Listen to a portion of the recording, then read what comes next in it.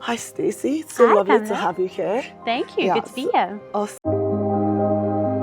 So your keynote covers 10 insights in 10 minutes, essentially. If you had to single out just one insight, which would it be? And how can executive and entrepreneurs act on it now rather than later? Ooh, I like that angle of the entrepreneur thing. So my biggest insight is that South Africans are faced with some pretty significant economic and social challenges.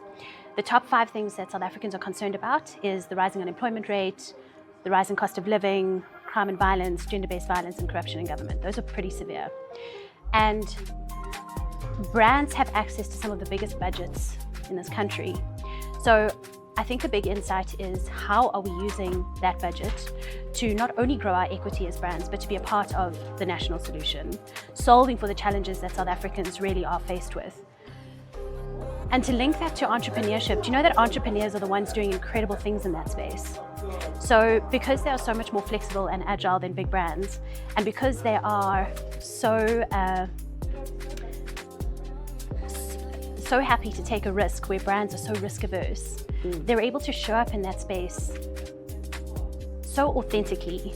And I think big brands have a lot to learn from the way entrepreneurs navigate that space. And I really do think it's a massive opportunity.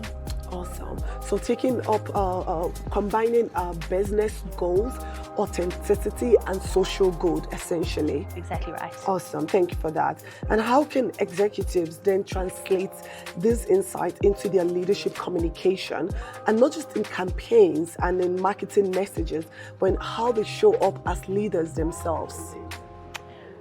Leaders have such an incredible responsibility to be that culture. In fact, there was one of the speakers today who shared a quote around how, what is it, culture eats strategy for breakfast. That was the quote. If they are that person, they will naturally imbue that kind of culture in their teams, which will naturally then roll out to consumers and to our country. It is so clear when someone is paying lip service to a particular concept or thought. And so if they are deeply invested in wanting to be in South Africa and in wanting to solve for some of our issues, the rest will follow quite naturally.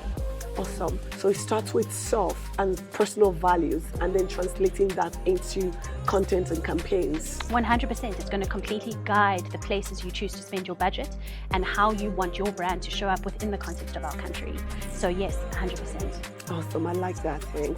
And then lastly, if you were to extend the barometer 5 years forward, what would you predict will be the biggest shift in how South African consumers connect with brands and leaders?